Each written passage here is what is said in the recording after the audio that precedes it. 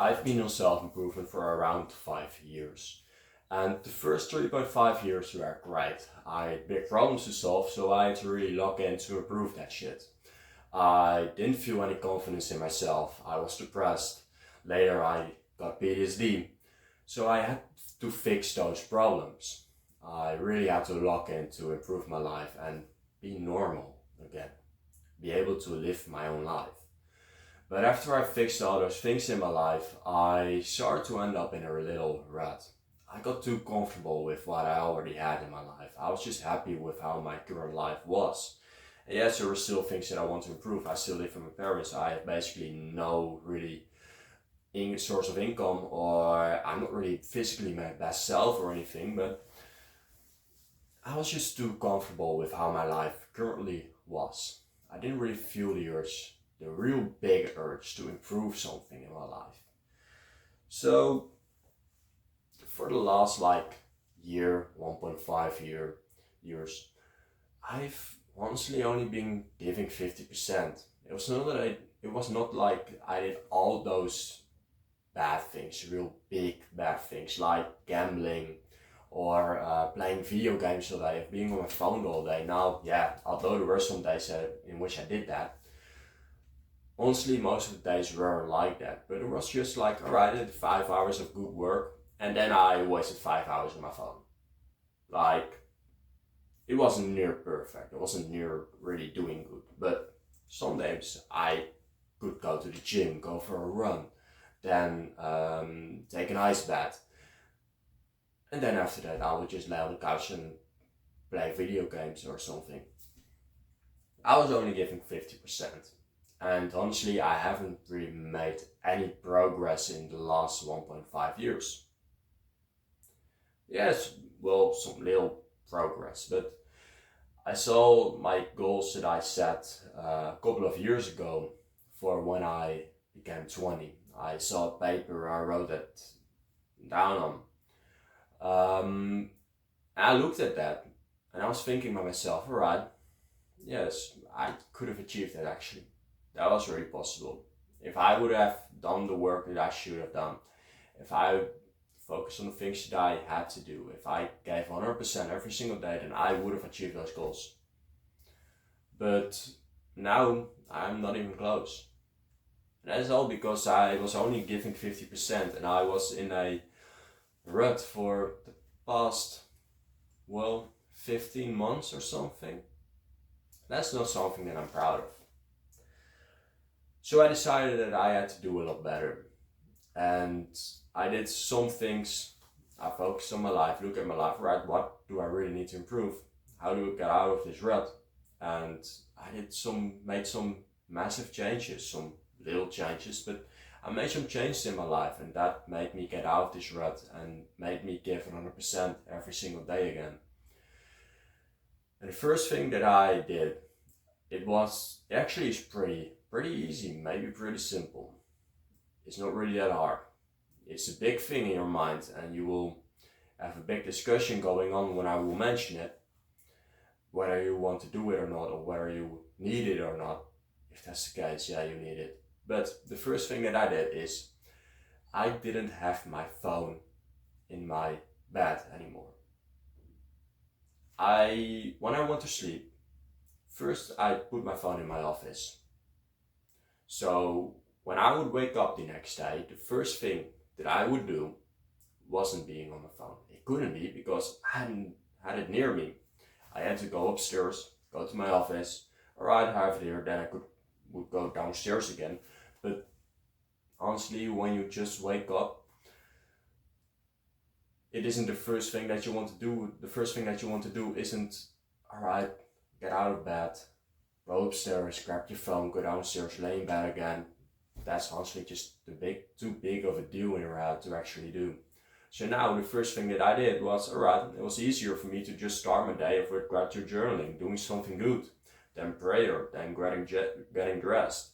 And then I was already in a good flow that I would do my whole morning routine, that I would do the good work, go to the gym first, eat breakfast, and then around that time I normally would grab my phone.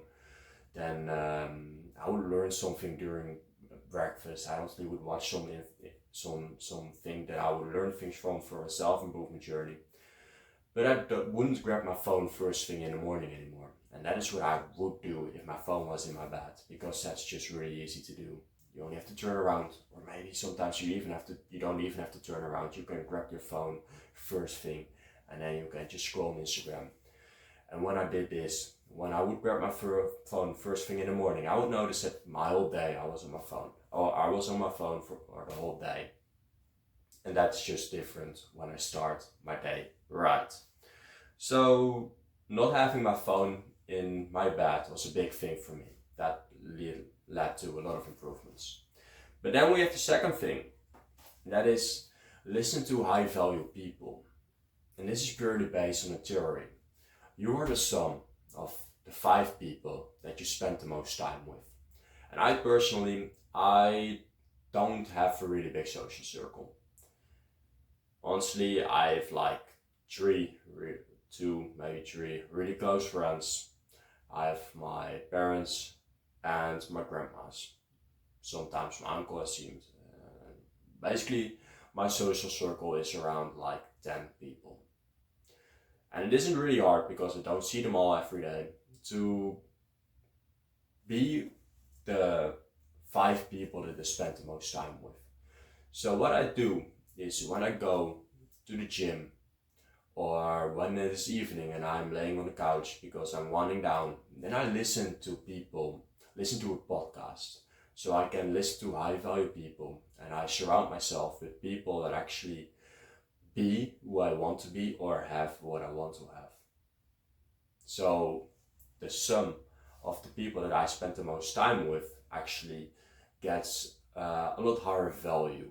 So listen to people that are high value, basically, because the funny thing is you will become higher value yourself.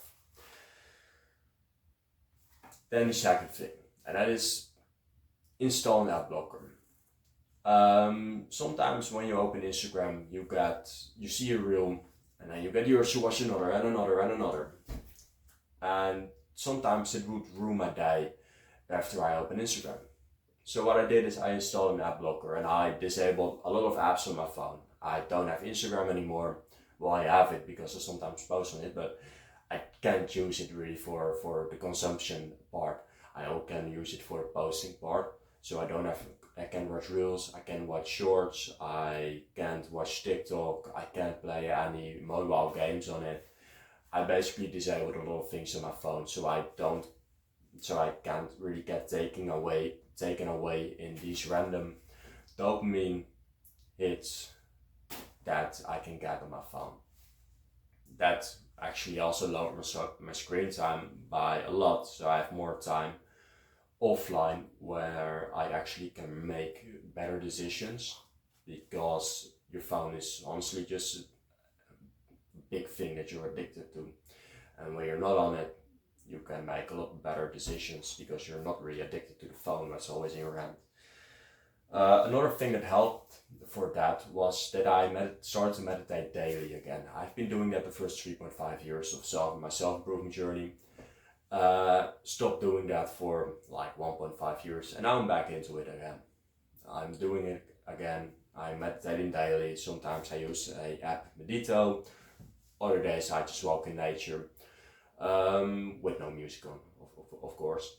But I just spend some time alone, honestly, with silence in my head. This way, you will just be able to make a lot better decisions. You will be able to make the decisions that are actually good for the future self. So that helped me a lot. Then we have the last thing. Make a habit tracker. Yes, hold yourself accountable. Look at your life, alright, what are the biggest problems in my life right now? Find a habit for that can fix it. For example, if you have too less of discipline, make your bed every single morning. If you honestly are really stiff, you can't really move freely, go stretch every single day. Make a habit tracker for yourself and hold yourself accountable for actually improving yourself. So those are the things that I changed in my life to get out of this rut of only giving 50%, and now I'm back to giving 100%. And now in these last weeks that I've been doing this, I've actually made more improvements towards my dream life than I did in the first like 9 months of this year. So that's a great improvement, honestly. I hope this helps, and see you guys in the next one. Later.